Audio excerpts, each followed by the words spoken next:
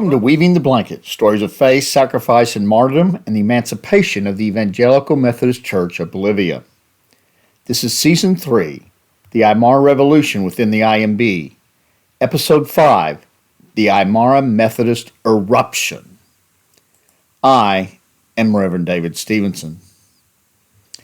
Now, if this is your first episode to listen to, you're going to think that what the indigenous Methodists did on June 17, 1975 was unthinkable and overly aggressive. However, if you've listened to the 4 previous episodes, what happens here makes much more sense, and you can understand why it happened and the courage and the commitment that it took to accomplish it. So listen to the previous 4 episodes before you listen to this one. On June 17, 1975, a spontaneous secret meeting was carried out at El Redentor Church in La Paz by a group of Aymara pastors.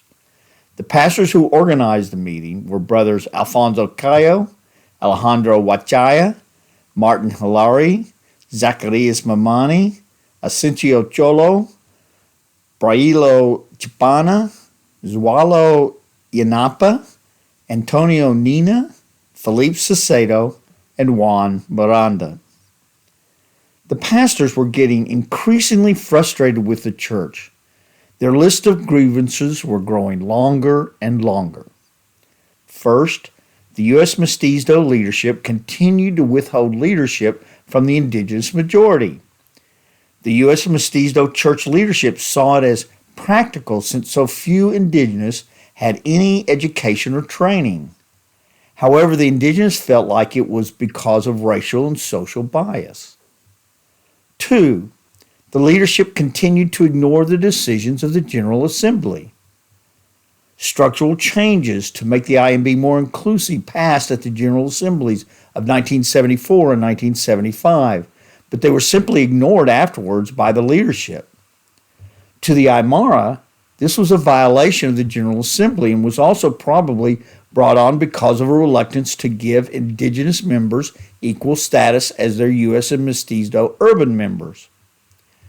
We heard in the previous episode that the leadership felt that the indigenous were not educated and not trained enough to take over the leadership of the church. Third, the Aymara were frustrated with the new structure being discussed throughout the process of gaining autonomy from GBGM. This structure is being put together with very little participation by rural indigenous churches. The indigenous culture is very inclusive. When there are important decisions to be made regarding community issues, the indigenous campesinos have a big meeting and discuss, sometimes for hours, until a consensus is formed. Western culture is much more willing to take directions from its leaders without much consultation. And if you don't like the decisions, you change leaders. The fact that they weren't consulted or included in the autonomy talks meant that the representatives of 60% of the membership of the church were not included. Again, I suspect the U.S. and Mestizo members felt that they knew the best direction for the church. The fourth concern was continuing social discrimination which permeated the IEMB. Fifth, the indigenous pastors, graduates of the Wesley Seminary, were frustrated that they were denied promotions into leadership positions which could show that the indigenous were completely capable of running the church. Sixth, Pastor Alejandro Huachaya had begun training courses on ecclesiastical and social-cultural issues throughout the rural districts. During these courses, he heard a lot of IEMB laity and clergy complain about the discrimination and second-class citizenship that the indigenous felt they had in the IEMB, despite the church's public stance toward the government, which was to demand equality and equal representation within the parliament. And number 7, Bishop Arias and the U.S. Mestizo leaders were ruling the IEMB like a dictator, seldom including the indigenous in decisions. By the way, this complaint, while probably accurate, is also a bit unfair. I'll explain later. So the list of grievances was long, and over previous episodes, I have documented that reality. However, the frustrations of Bishop Arias having nearly absolute power and acting like a dictator is a bit unfair. One thing the indigenous didn't know, or didn't care about if they did know, was that up until the 1960s, many bishops of the U.S. United Methodist Church were very strong leaders, and some were even arbitrary leaders, making arbitrary decisions about appointments without consultation with the rest of the cabinet. Arias wasn't acting any different than one of those types of bishops. However, that practice has apparently and thankfully faded away into the history in the United States. And by the 1970s, I suspect the vast majority of U.S. United Methodist bishops work closely with the cabinet and make decisions based on consensus as often as possible. So Arias' style of leadership wasn't completely out of line with how some other Methodist bishops led, even though that style of leadership was clearly fading away, and increasingly Methodist bishops do a consensus-building style of leadership. But the truth was that all of these practices were in direct opposition to the Manifesto to the Nation and the Bolivian Thesis on Evangelism, which Bishop Arias himself helped write. Added to this was that 1975 was right in the middle of the right-wing military dictatorship of Hugo Bonzar. Bonzar's reign was particularly hard and brutal on the indigenous people. They wanted their church to follow the manifesto and take a stand against this tyrant.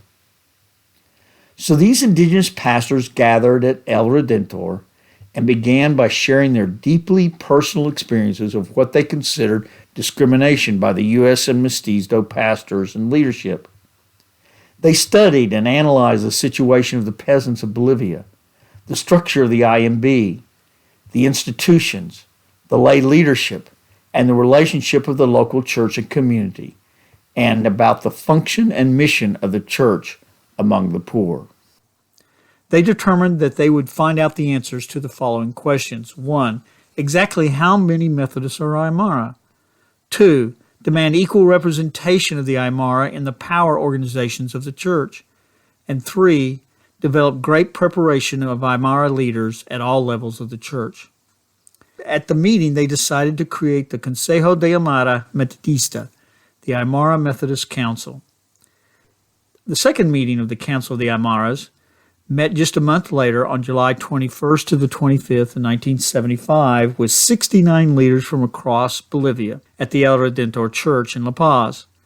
The vast majority of those in attendance were Aymara, but a few sympathetic Mestizo and Quechua Methodists were also invited to attend. After a long debate, they decided that they had several challenges for the IEMB. There were impassioned speeches demanding explanations about how the finances were managed and the anti-Aymara discrimination by the structure and administration of the church. It became so bad that there was a call to have a confrontation with the bishop, the treasurer, the administrator of the IEMB, with the leaders of the CMA. The decision was to send the leaders of the CMA to demand that the bishop and the cabinet meet with them and to make these changes immediately, especially since so many of them had already been approved by the General Assembly. I'm sure that the leadership saw this as completely out of line. Instead of telling us we discriminate, come and sit down and let's talk about it. And any problems should be worked out at the General Assembly. The problem with that solution was that the indigenous thought they'd already done this several times, and then the agreed upon solutions were simply ignored and nothing happened. However, when the CMA leaders spoke with the church leaders, they were met with delay, denial, and silence. The confrontations, anger, and frustration of the indigenous Methodists had finally come to full boil. The next month, the leadership of the CMA called a third secret meeting of the Council of the Aymaras on August 29, 1975. 74 leaders from 4 districts attended. They developed 4 recommendations and conclusions. Unity of the Aymara, Quechua, Castilian, and other churches is declared to be a prophetic church in Bolivia and America. 2. Seek true social justice in all Methodist institutions and the renewal of the church in favor of the poor, socially, culturally, economically, politically, and religiously. 3. Promote the preparations for new leadership with a new vision for a new church. And 4. To propose the new evangelization and its objectives, goals to reach in the future of Bolivia, and the historical context of the country as based on the needs of the churches. However, discussions were more heated during this meeting. A proposal was raised that it was time to not ask for these changes, to not demand these changes, but to actually force these changes. They then elected their own leaders who would become the executive directors of various ministries of the IEMB. It appears there were two different groups of thought about this dramatic proposal. The moderates were in total agreement that now was the time to change and for indigenous leadership of the IEMB. However, they wanted a less confrontive transition and proposed that the CMA make one last attempt at a peaceful transition to the Aymara rule. But the majority of delegates had had enough. The requests and then the demands and then the votes of General Assembly had all been ignored. Like any dictator, the leadership simply ignored these meetings and these democratic results. And if there were ever a people who knew how to remove a dictator, it was the Aymara. They had done it time and time again on a national level, and now it was time to do it inside the church. It would be confrontive, it would be forceful, but it would be peaceful and nonviolent. A decision was made. The progressives said, "We will march right now to the conference headquarters and take over the office. There's no other way." They decided they would occupy the headquarters building of the IEMB and send the current church leadership and the entire staff of the IEMB home. They would take control of the financial books and the bank accounts. This was an extremely painful decision to make. The U.S. missionaries had sacrificed so much to bring Methodism and education to Bolivia. Many of the missionaries were mentors and friends of the very ones removing them from office. Bishop Arias had taught them liberation theology and the empowerment of the poor. But the indigenous knew they would never be in transfer of power if they didn't take it. Recognizing how painful this would be, the council said that participation in the occupation of the offices was strictly a painful and individual decision. Those who chose to not join the occupation would not be frowned upon by the others. Eventually, approximately 30 members of the council chose to occupy. The progressive marched into the front office of the IEMB headquarters in the Cosmos building, and they went room to room, beginning with the receptionist, and removed every staff person of the IEMB and made sure that all the records stayed in the office. I've heard this story from many different people, including Philippe and others who were there. But the best and most dramatic description of it comes from an interview I had with Dr. Herman Crespo in 1988 in a restaurant, so forgive the background noise. But he tells it in the most dramatic and interesting way. But it has been confirmed by many others.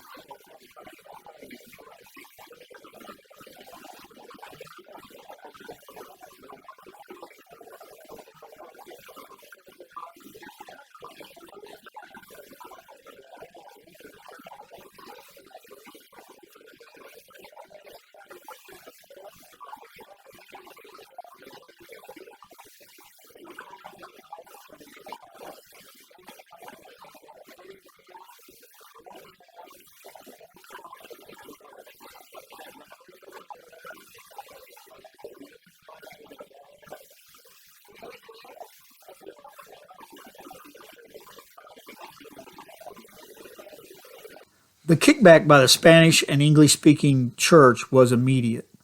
The urban districts immediately opposed occupation and tried to discredit the leaders, saying things like they're politicians, leaders, promoters, but not pastors. They have personal interests. They want power, the bishop's office, and so on and so on. They believed that the occupation was nothing more than the political coup that it looked like.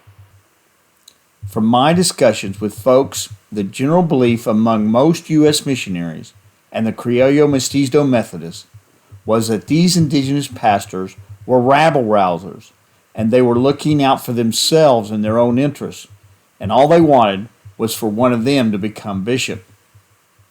I've also heard that the Spanish and English-speaking churches and leaders also felt that the lay leaders in the Aymara movement were incompetent and immature and incapable of running the church. But I have little doubt that there was some cultural elitism going on. Organizing and making decisions in the traditional Aymara ways, called Aini, was inefficient and wouldn't work in the modern world. Western forms of structured decision-making was necessary. In other words, the indigenous process of making decisions is inferior to the Western form of administration. That's cultural elitism. The Quechua churches were split over the Aymara Revolution, not sure what it meant for them. And their biggest criticism was that this was purely an Aymara movement, out to help the Aymaras at the expense of everyone else. Alejandro Huachaya, Quechua, became very vocal that the movement was not only of the Aymara but for the whole church, that there were supporters of the movement among the Quechua, the Spanish-speaking, and even among the foreigners that made up the church. As a consequence of the occupation, a climate of confrontation, crisis, and tensions within the IEMB were created, causing growing discontent in other districts. Faced with this situation, the Executive Committee of the CMA decided to enter into dialogue with the previous leaders of the ministerial cabinet. On September 17, 1975, in Cochabamba, there was a special meeting between the Bishop Arias, the previous U.S. and Mestizo ministerial cabinet, and the leaders of the CMA. After a wide debate, a common agreement was reached. 1. They would declare that the IEMB was in a transitional period until the next General Assembly. 2. To constitute the Great Transition Commission, composed of Hugo Tarina, Alejandro Huachaya, Jaime Bravo, and Juan Torres, 2 indigenous and 2 mestizo.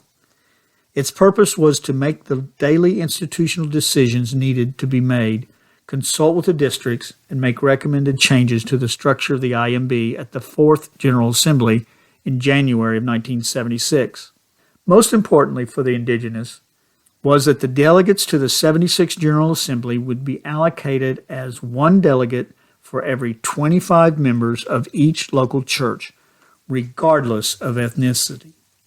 This also set up district reform commissions and elected 2 representatives per district to attend the Great Commission. 5, they would present and recommend reforms of the district assemblies. 6, the Great Transition Commission would meet as deemed appropriate. And 7, some experimental recommendations will be applied for 1 year. In addition to the 4 persons appointed to the Great Transition Commission, the Methodist Women's Federation delegated 3 representatives, Rosa Quispe, Alejandra Chapana, and Doris de Willis. The Methodist Youth Federation delegated 3 representatives, Manuel Cuevas, Marcelo Paz, and Jose Antonio Dominguez, and each district delegated 2 representatives. Once the Great Commission was formed, they began to study the structure of the IEMB and prepared a series of reforms to be presented to the next General Assembly. The Council of the Aymaras also formed a new group, the Council of Amatas, or the Council of Wisdom, which was based on Andean rural community organizations. It was made up of elders selected by CMA to serve as advisors, interpreting the will of the people and ensuring that the changes were made that needed to be made.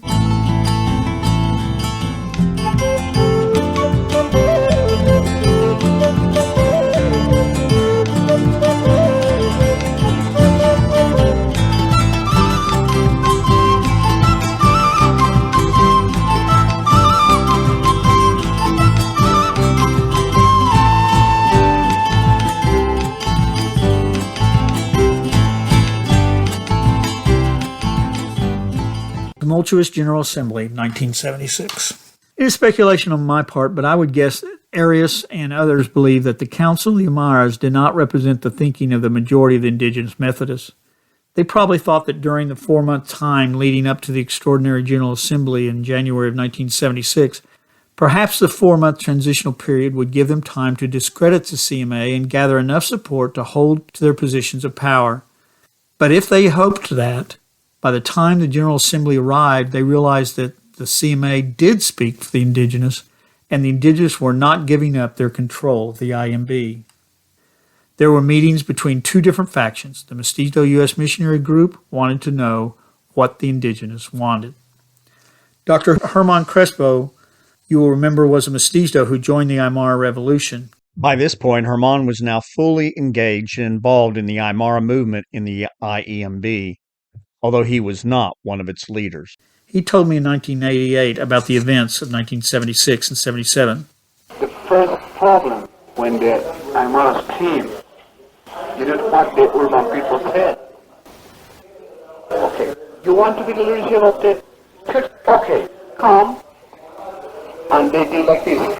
Herman sat back, folded his arms and legs, and glared at me. Let's see, what are you doing? They were very afraid. And when they say, okay, they didn't even want. No, they didn't want it. But in that year, some urban people, we say, no, that's correct. Say them, okay, let's see what you're going to do. We must teach them what they have to do, because we already know. So we were these urban people saying, no, it's not correct. So let's learn together. The urban people says to us, you are traitors. You are not with us, you are with the Aymaras. So we are with the Aymaras, but we are with you also. It's not a problem that who is with whom. We are together. We insist in this point of view. That time became the problem. And we have 2 years, transition years. And then we began to work, and we said, the first thing that we must do is to have a census. We have to know each church, how many members, where are they, everything. And we did this job. So with papers, we saw in the urban areas that the 80% of the church is Aymara. Only 20%. Well, in the meeting in 78, we said we want 4 things. We want to change the name of the church. We don't want to have a bishop. We want to have a president of the church. We want to change the structure of the church. And we want that every 25 must go one person to the National Assembly. The urban people says, we will not change the name of the church. And then we say, okay. They say, we will not have a president. We will have a bishop. We say, okay. We will not change the structure of the church. We say, okay. And when they said, we will not accept one person for it, we said, we accepted 3 things. At least you must accept this. And they said, okay. They forgot that that was the main, that the majority was Aymara. And then, so that's why they call me, you are a big traitor. Because no, it's only, we wanted to make democratic and popular the church. From that point on, the majority votes by the General Assembly were by the Aymara. So that is how they called me a big traitor. The General Assembly of January 14th and 15th of 1976 was tumultuous. This was a critical meeting to make many changes, and they invited Methodist bishops from all over Latin America to attend and confirm the changes going on in the IEMB. This was to be the first General Assembly in which the delegates were truly representative of the church, with over 80% of the delegates from rural indigenous churches. Bishops from all over Latin America attended to mediate and confirm the changes that were expected to happen. Bishop Arias still had 2 years left in his 4-year term as bishop. Even though he had not been in the office for 4 months since the occupation of the offices by the indigenous Methodists. However, the new General Assembly had a sizable majority of indigenous delegates, and he knew they were planning on removing him from the office. Bishop Arias was in a very difficult situation. This was a Criollo man who believed strongly in empowering the indigenous of Bolivia. In racist Bolivia, he had risked his own safety writing about empowering the indigenous and having it published in the newspapers. He risked his safety speaking to Criollo presidents of Bolivia about empowerment. He wrote eloquently about liberation theology in his books, and he had become famous and spoke about empowering indigenous people around the world. But during those 4 months heading up to the General Assembly, I wonder if Bishop Arias realized that he was failing his own standards. While telling other Criollo leaders, politicians, and dictators to share their power with the indigenous, he must have realized that he had failed his own standards and tried to maintain his power and had held back the indigenous within his own church. In what I believe was a face-saving move, Bishop Arias opened up the General Assembly by declaring that he was resigning from the episcopacy. The General Assembly had to vote to accept his resignation. Arias said, "I want to make a contribution to the open door, me and my wife, and this contribution is to leave the highest leadership of the IEMB," unquote. The reasons he gave for his resignation were threefold. The bishop must represent the unity of the church, but he sees that his permanence will give rise or even given rise to divisionism. 2. The IEMB had grown tremendously in recent years, and at the age of 52, it was going to be too big for Arias to travel. Not sure what he meant by that, other than long-distance travel, now that the IEMB had churches spread out all over the entire country. 3, and he added, quote, "It is time to make people changes, and it's fair to lead to young leadership. In those days when the church was making changes, there were no leaders in the church as there are now. I was the oldest among the workers, and I'm grateful to God and all of you for giving me the opportunity to play this role that I have played. While there were no other leaders, I was at the head of the IEMB for 7 years, as well as being a bishop." And 4th, and then he asked those who supported him to vote to accept his resignation. This was a face-saving statement that stretched the truth. Was he really too old to travel at only 52? Travel can be awful in Bolivia, for sure, but to resign because he was too old seems a bit of a stretch. There was indigenous leadership when he came. It was just not recognized. Although they had certainly gained more training, most of it was generated by the CMA and Pastor Wachaya. Did Arias step aside from the episcopacy for younger leadership? Or was it because he knew the General Assembly had the votes to kick him out because he was a dictator? And that would ruin his international reputation. If he truly realized how he had failed his own theology and beliefs, he could have publicly recognized his spiritual lapse and repented at the General Assembly.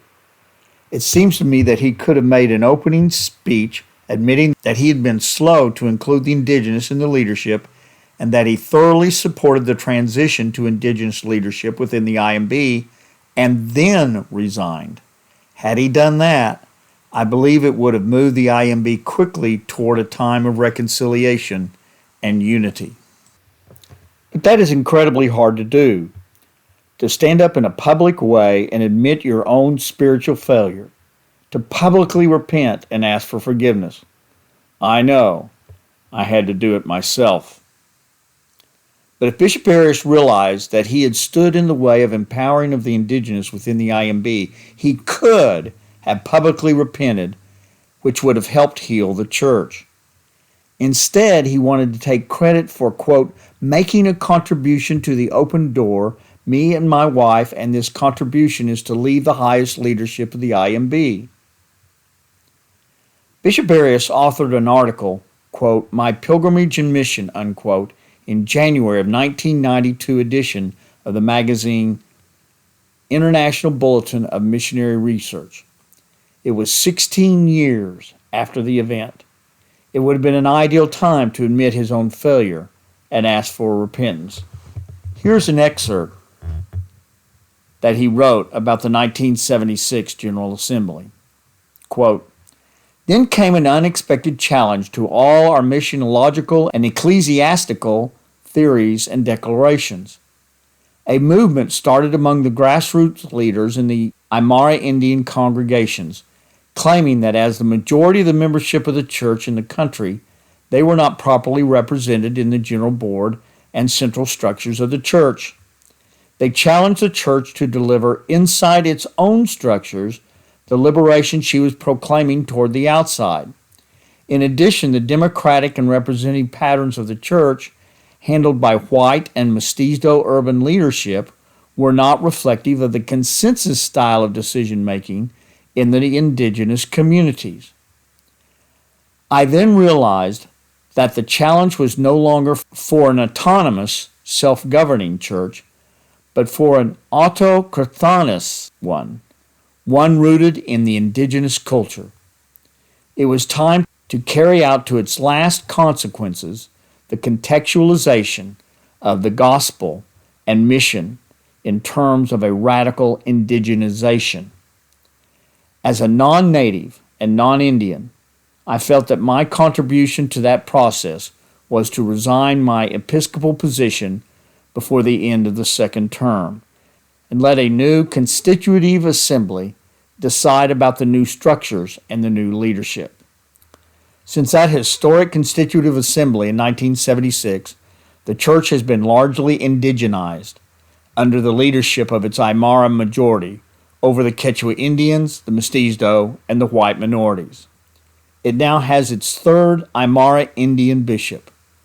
Whatever the self-evaluation of my involvement in these events, I feel that it was my greatest privilege and opportunity to accompany the church in those creative and challenging years. Furthermore, I am as clear as ever that to engage in a liberating mission demands not only engaging in liberating action, but also in responding to the challenge of, quote, relinquishing and letting go, unquote, as well. It is part of the cost of incarnation. This is the end of his quote in the magazine. This may have been an accurate understanding of why Bishop Arias resigned, a magnanimous resignation to support the liberation movement within the church. But ever since I learned this story, I've often wondered if he ever told people about this, that he was about to be voted out in the middle of his term as bishop of the poorest of the poor Bolivian Methodists because of his autocratic ways and the accusations from the peasants that he had a paternalistic and even colonialist mentality towards them and was a dictator within the church. Or did he say, I stepped down on my own to empower the indigenous? Perhaps Bishop Arias had to hide the real reason he quit from the world and perhaps even from himself. He resigned to save face before he was voted out of office because the indigenous believed he was blocking their empowerment, the empowerment of the poor, and to admit that publicly would have been extremely hard to do. Believe me, I know how hard it is. I have had to do it within the church, and without a doubt, it was the worst day of my life. So whatever the motives and whatever the internal spiritual struggle Bishop Arias had, he opened up the General Assembly of 1976 by declaring that he was resigning from the episcopacy, and the General Assembly had to vote to accept his resignation. And by resigning, he did avoid a nasty battle over whether to accept his resignation. It was accepted by a vote of 42 to 17. That all went smoothly. But then the U.S. missionaries and Hispanic Mestizo Methodists presented a surprise new proposal. Split the IEMB into two separate churches. They made a list of urban, primarily Hispanic churches and announced that they would separate from the IEMB and they would take the schools, the hospital, and the Cosmos building with them. Now I've got to ask, why would they do that? Why would the so-called white churches, those made up of mestizos and Criollo, not want to be a part of a church which would be multiracial, urban and rural, rich and poor, altiplano, Yungas, and urban? I can't help but believe that this came from the paternalistic attitudes of the missionaries and the Bolivian Mestizo Methodists. They did not want to function under indigenous control. They did not want a unified, multiracial, democratic IMB. But they didn't have the votes to pull it off. The indigenous Methodist majority would not allow the church to be divided. Had their plan succeeded, the IMB would have permanently divided along racial lines. The Assembly then proceeded to restructure the IMB based on the recommendations of the Great Reform Commission and the Council of the Aymara and the Council of the Elders. The General Assembly declared a 2-year period of transition. During this time, there would be no bishop, and all decisions would be made by a trilateral group made up of Dr. Hugo Torina, serving as National Secretary of Relations, Dr. Jorge Pantelis as Secretary of Life and Mission, and Reverend Zacharias Mamani as National Secretary of Services. Interesting, there is 2 Mestizos and only 1 indigenous pastor. The new structure decentralized decision-making and empowered the districts to take some responsibility for the work of the church in their area. It also guaranteed that the indigenous would be involved in the decision-making process, and all future assemblies and natural consejos would have delegates based on the actual number of members in the church district. They also had a need to begin redoing all of the norms and regulations of the IMB, since the previous ones were seemingly simply taken from the Methodist Church. This would be done during the time of transition. The reaction of various individuals and groups to the 1976 General Assembly varied widely, depending upon which side you're on. This is well described by Dr. Pantelis, a mestizo, elected to be one of the 3 leaders. He said, quote, "Hierarchical authority has collapsed altogether. Programs have been paralyzed. In that January assembly, the resignation of Bishop Arias was accepted, and the basis of a new transition structure was created around a national coordinating body and 3 national secretaries. All kinds of interpretations have been given, from the craziest to the most serious." He continued, "A recount of these interpretations would give us this panorama. Quote, a carnival of Marxist-style ambitions. Another quote, nothing has changed. It only changes from capas to a right-wing and conservative coup d'etat. Some revolting Indians who want to run Bishop Arias over. Others said it was a conflict between the Aymara and the Castilian. Historical claim and revenge of the Aymara. The sharpened class struggle at the level of the church. The Aymara Council has failed. Search and achievement of greater Aymara participation in the IEMB. Bishop Mortimer Arias moved very quickly to the United States, and because of his theological fame, he became a visiting professor at Perkins School of Theology in Dallas and at Boston University. He spent the rest of his life as a professor in various U.S. seminaries and president of the Latin American Methodist Seminary in San Jose, Costa Rica. He also wrote several excellent books, becoming the Methodist expert on liberation theology. In fact, I read some of his books in seminary, and they have strongly influenced my understanding of God and Christianity. I am sure that Mortimer Arias was a great man. He was definitely a great author and theologian, whom I admired and strongly influenced my beliefs in theology. I suspect that he just felt that he should have been the one to lead the indigenous to equality, and didn't realize that he was the one who was actually slowing it down. I believe the same could be said about GBGM. Many GBGM leaders identified with liberation theology, but when that theology confronted the imperialistic and paternalistic attitudes of GBGM toward Bolivia, when it threatened their power and their control over the indigenous IMB, they fell back into the imperialistic patron mentality and resisted legitimate concerns and changes sought by the indigenous. Or GBGM's resistance and subsequent financial punishment of the IMB may simply be about institutional turf protection. All institutions, religious or secular or government, they don't want to give up any control of anything that they now control. So in January 1976, a 2-year time of transition began, which would lead to the IMB becoming a democratic institution with representatives distributed based on the actual size of the membership of local Methodist churches. And clearly, the next bishop would be Aymara. We'll stop here, but in the next episode, we'll talk about the ramifications of the revolution and about the official 2-year time of transition.